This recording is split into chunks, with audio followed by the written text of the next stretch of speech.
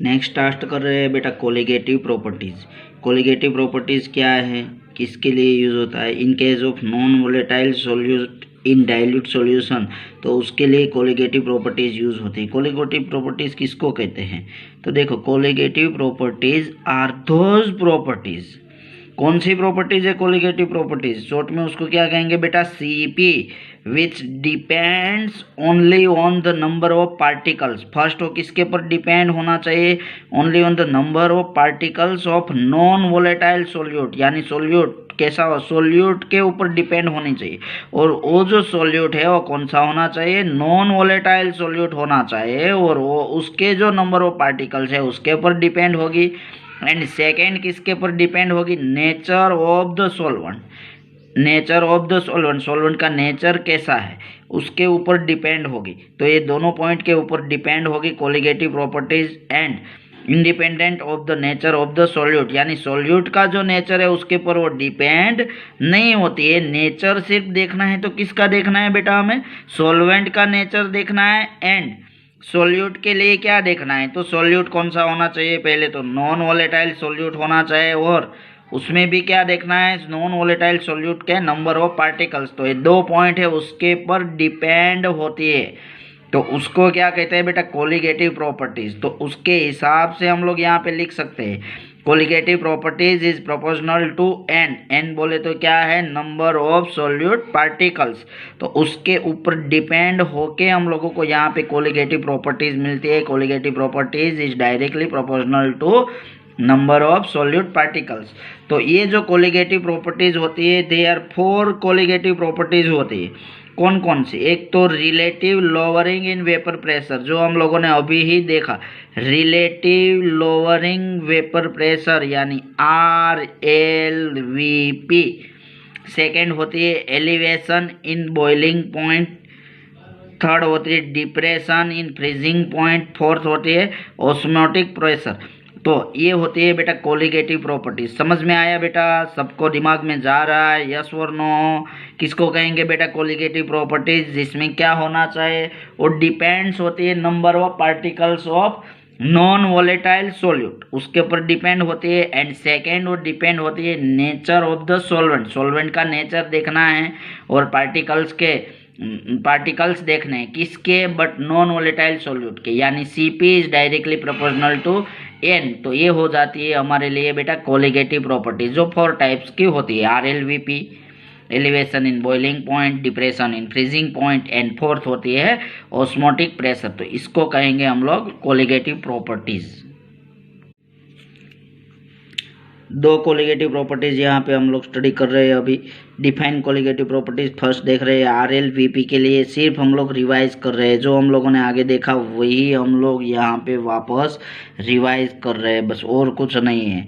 चलो फर्स्ट देखते हैं RLVP के लिए। We know that when non volatile solute अगर नॉन वोलेटाइल है उसको हम लोग सॉल्वेंट में ऐड करते हैं तो वेपर प्रेशर ऑलवेज क्या होगा? डिक्रीज हो जाएगा। ये जो पॉइंट है MCQ के लिए आप लोगों को याद रखना है बेटा, कि जब वोलेटाइल नॉन वोलेटाइल सोल्यूट को अगर सॉल्वेंट में आप लोग ऐड करते हैं तो क्या हो जाता है? तो क्या होता है बेटा? यहाँ पे वेपर प्रेशर जो है वो वेपर प्रेशर डिक्रीज हो जाता है। तो उसके हिसाब से lowering of vapour pressure with respect to the vapour pressure of the pure solvent, मतलब यहाँ पे लोअरिंग ऑफ वेपर प्रेशर और vapour pressure of the pure solvent is called relative lowering in vapour pressure कहेंगे उसको। और उसके लिए हम लोगों ने फार्मूला भी अभी प्रूव किया था, XB is equal to PA0 minus P total upon PA0।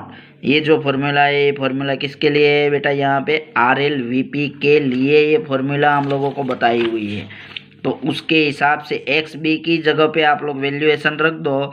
तो XB मोल फ्रैक्शन है, तो mole fraction is equal to क्या होगा? मोल्स ऑफ कंपोनेंट्स अपॉन क्या होगा? टोटल मोल्स, यानी Na प्लस NB। तो उसके हिसाब से XB की जगह पे आप लोग ये वैल्यूएशन रख दो, तो क्या होगा? NB upon Na plus NB is equal to PA0 minus PT upon PA0 0। तो ऐसा हो जाएगा। बट ऑफ वेरी अगर डाइल्यूट सॉल्यूशन, बहुत डाइल्यूट सॉल्यूशन लिया हुआ है, सॉल्यूट जो है मतलब वो कम पोर्शन में लिया हुआ है और वो इजीली डाइल्यूट हो जाता है। सपोज हम लोगों ने 1 लीटर H2O लिया है भाई, उसमें 10 ग्राम आप NaCl डालोगे तो वो वेरी डाइल्यूट सॉल्यूशन हो जाएगा ना, इजीली डाइल्यूट हो जाएगा।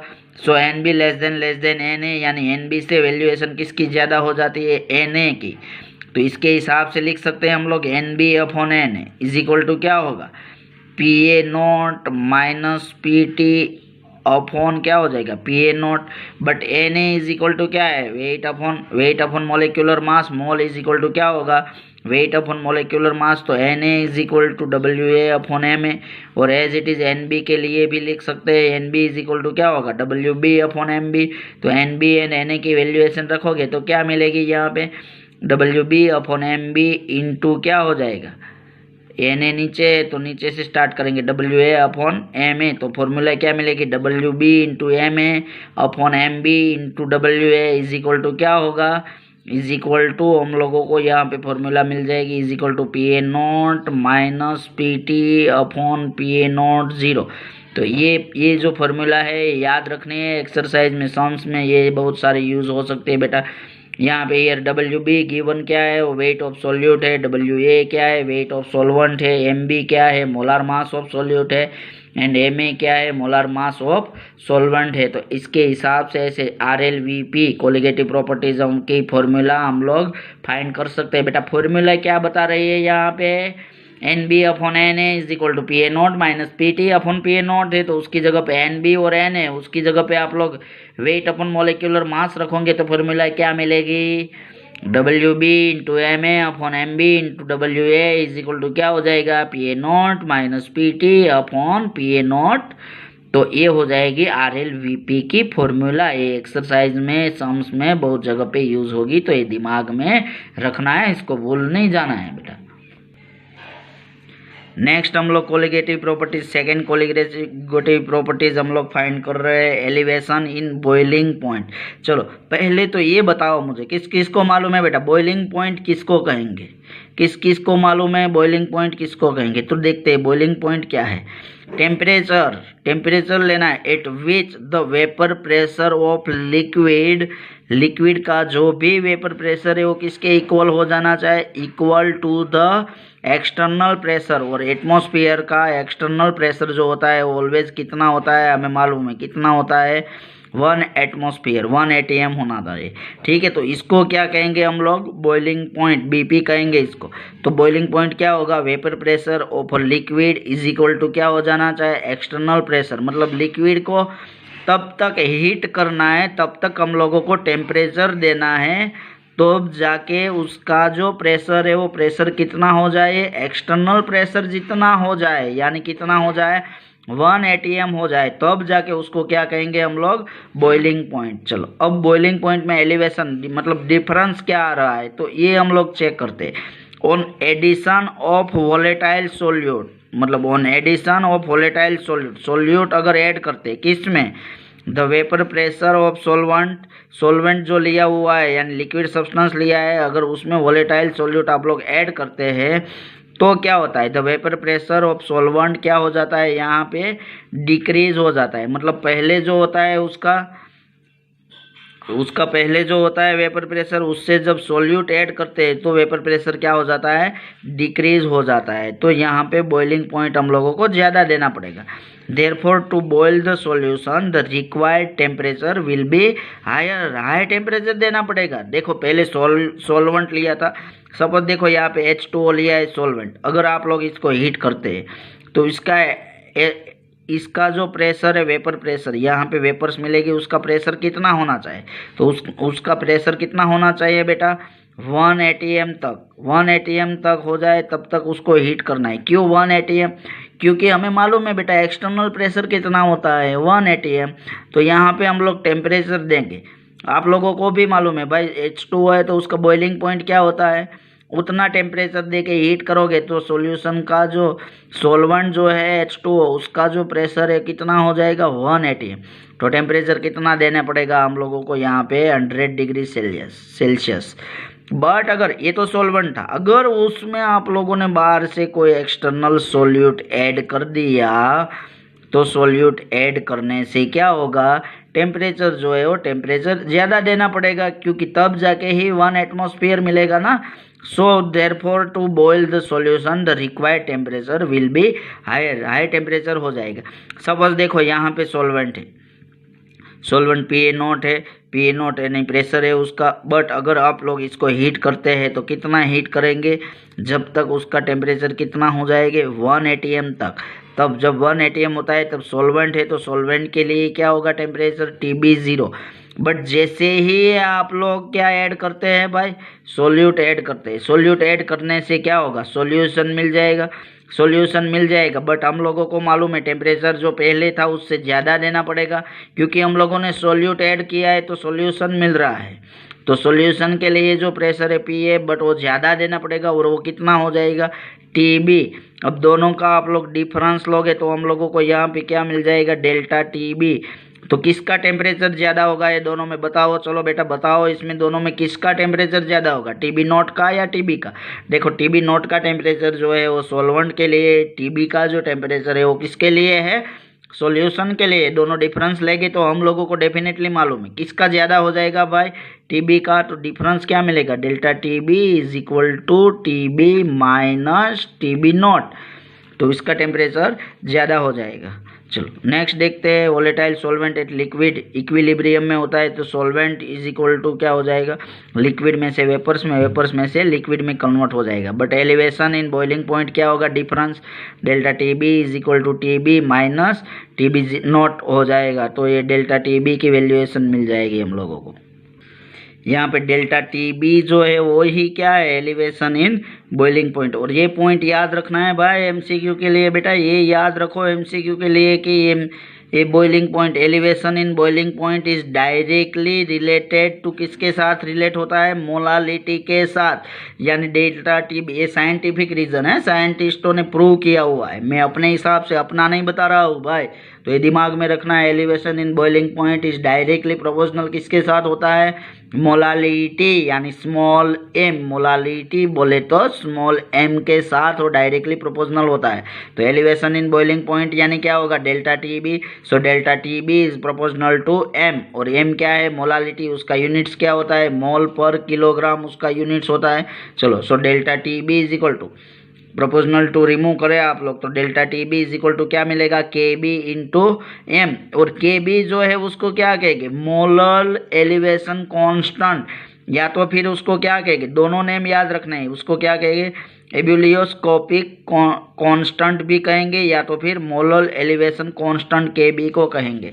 और यहाँ पे जो मोलालिटी है वो मोलालिटी किसके ऊपर डिपेंड्स होती है, depends upon number of solute particles, solute के जो पार्टिकल्स है उसके ऊपर डिपेंड होगी। क्यों, यहाँ पे हम लोग जो बात कर रहे हैं एलिवेशन इन बॉइलिंग पॉइंट, वो क्या है बेटा, is a one type of colligative properties. और कोलिगेटिव प्रॉपर्टीज हम लोगों ने स्टार्टिंग में ही देखा, वो किसके ऊपर डिपेंड्स होती है, depends upon number of solute के पार्टिकल्स के ऊपर डिपेंड होती है। और किसका नेचर होता है उसके ऊपर डिपेंड, सोल्वेंट का नेचर देखना है, नंबर ऑफ सोल्यूट के पार्टिकल्स देखने हैं, इसलिए m डिपेंड जो है वो नंबर ऑफ सोल्यूट के पार्टिकल्स के ऊपर डिपेंड होती है। एंड उसके हिसाब से देखो, more the number of solute, solute के नंबर अगर ज़्यादा हो गए तो क्या होगा, higher will be the elevation in the boiling point. तो ये पॉइंट जो है वो MCQ के लिए रिगार्डिंग याद रखना है आप लोगों को, ठीक है। अगर जब नंबर सोल्यूट के ज़्यादा हो जाएंगे तो टेम्परेचर हाई देना पड़ेगा, इसलिए elevation in the boiling point की वैल्यूएशन भी क्या हो जाएगी, यहाँ पे हाई हो जाएगी। व्हेन सपोज देखो मोलालिटी की वैल्यूएशन अगर 1 आ रही है तो फॉर्मूला के हिसाब से delta TB is equal to KB into M है, बट M की वैल्यूएशन तो 1 आ रही है, तो क्या मिलेगा हम लोगों को, delta TB is equal to KB हम लोग फाइंड कर सकते हैं। बट कब ऐसा होता है, मोलालिटी की वैल्यूएशन कितनी आनी चाहिए, 1 आनी चाहिए। सपोज देखो यूनिट्स देख रहे हैं, KB का यूनिट्स क्या होगा, डेल्टा TB अपॉन M होगा, तो उसके हिसाब से M का यूनिट्स क्या है, मोल पर किलोग्राम, किलोग्राम ऊपर आ जाएगा। डेल्टा TB का यूनिट्स क्या है, टेम्परेचर है तो केल्विन होगा, तो यूनिट्स ऑफ KB क्या मिलेगा हम लोगों को, केल्विन किलोग्राम पर मोल, या तो फिर सेल्सियस में भी लिख सकते हैं, सेल्सियस किलोग्राम पर मोल। केबी का जो वाटर है उसके हिसाब से वाटर की जो केबी की वैल्यूएशन होती है वो क्या होती है 0.52 केल्विन किलोग्राम पर मोल। तो ऐसे बेटा है एलिवेशन इन बॉइलिंग पॉइंट हम लोग फाइंड कर सकते हैं। तो यहाँ पे इस लेक्चर में हम लोगों ने दो प्रॉपर्टीज देखी, एक RLVP और सेकंड देखा है एलिवेशन इन बॉइलिंग पॉइंट। तो ये दोनों दिमाग में रखना है आप लोगों को, ठीक है। और साथ में नोट्स भी बनानी है, भूल नहीं जाना है भाई, क्योंकि ये चैप्टर फिर से रिवाइज होने वाला नहीं है, तो ये दिमाग में रखना है। फिर से देखो colligative properties, elevation in boiling point यहाँ पे हम लोगों ने देखा, ये दिमाग में रखना है आप लोगों को कि delta TB is equal to क्या होता है TB माइनस TB0। यहाँ पे जो TB है वो TB किसके लिए, ये जो TB बता रहा है वो सॉल्यूशन के लिए। और सॉल्वेंट में जब सॉल्यूट ऐड करते हैं तो सॉल्यूशन का टेम्परेचर क्या होता है, हाई हो जाता है। So delta TB is equal to क्या मिलता है बेटा TB माइनस TB0। तो उसके हिसाब से डेल्टा TB का डिफरेंस हम लोग फाइंड कर सकते हैं। और उसके हिसाब से हम लोग क्या कर सकते हैं भाई, इसके हिसाब से हम लोग delta TB elevation in boiling point find कर सकते हैं। डेल्टा TB जो है वो डायरेक्टली प्रोपोर्शनल होता है किसके साथ, मोलालिटी के साथ। So delta TB is proportional to M। और यहाँ पे रिमूव कर दिया जाए प्रोपोर्शनल की साइन जो है वो रिमूव करे तो क्या मिलेगा delta TB is equal to KB into M। अगर मोलालिटी जो M जो है उसका यूनिट तो मोल पर किलोग्राम होता है। सो KB का यूनिट क्या मिलेगा हम लोगों को केल्विन किलोग्राम पर मोल, या तो फिर डिग्री सेल्सियस किलोग्राम पर मोल। और KB वाटर के लिए जो कांस्टेंट होता है उसका वैल्यूएशन क्या होगी 0.52 केल्विन किलोग्राम पर मोल। KB जो है उसको क्या कहेंगे बेटा मोलर एलिवेशन कांस्टेंट, या तो फिर क्या कहेंगे उसको एब्यूलियोस्कोपिक कांस्टेंट। और ये पॉइंट MCQ के लिए याद रखना है, more the number of solute के नंबर अगर ज़्यादा हो गए तो क्या होगा higher will be the elevation in the boiling point. Boiling point का जो एलिवेशन है उसकी वैल्यूएशन भी क्या हो जाएगी हाई हो जाएगी। तो ऐसे हम लोग elevation in boiling point find कर सकते हैं। देखो यहाँ पे हम लोगों ने दो प्रॉपर्टीज देखी है बेटा। जब भी ये चैप्टर रिवाइज करेंगे हम लोग, मैंने बोला रिवीजन नहीं होगा ऐसा नहीं है, रिवाइज तो करेंगे बट वो लास्ट में रिवाइज होगा। तो तब तक अभी अगर आपको अभी से देखो चैप्टर बहुत इजी है और मैंने इजी चैप्टर ही स्टार्ट किया है, तो इतना इजी चैप्टर है, मतलब आप लोग अच्छी तरह से ध्यान रखोगे तो सब कुछ समझ में आ जाएगा। अगर नहीं भी समझ में आए तो आप लोग कमेंट करो, जो भी टॉपिक है टॉपिक के हिसाब से कमेंट करो, लाइक करो, तब जाके हम लोगों को पता चलेगा कि नहीं भाई आपको समझ में आ रहा है। समझ में आ रहा है तो लिखो भाई उसमें कि हाँ सर हमें समझ में आ रहा है, वरना तो हमें पता ही नहीं चलेगा कि समझ में आ रहा है कि नहीं आ रहा है। तो उसके हिसाब से अगर नहीं भी समझ में आ रहा है तो पर्सनली कांटेक्ट करिए और हम लोग बार बार रिवाइज करवाएंगे। लेकिन अभी नहीं करेंगे, हम लोग सिलेबस खत्म होकर फिर से रिवीजन भी करेंगे। बट मैं अभी बता रहा हूँ कि अभी से ही आप क्लियर करें चैप्टर को, तो बाद में आप लोगों को इसमें ज़्यादा टाइम देना ना पड़े। तो ये सब बातें बेटा ध्यान रखो, ये सब आपके लिए है। आप अच्छी तरह से मेहनत करोगे तो हमें भी प्राउड होगा, आपके पेरेंट्स को और हमको भी, और सबको प्राउड होगा। तो उसके हिसाब से आप लोग अपना गोल तय करके उसके हिसाब से देखो, अभी बहुत टाइम भी मिल रहा है आप लोग तो अच्छी तरह से मेहनत करोगे।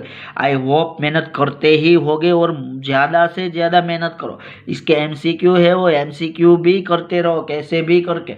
देखो मार्केट में बहुत सारा मटेरियल्स मिलता है, उसका यूज़ करो और MCQ भी कवर अप करते रहो साथ में।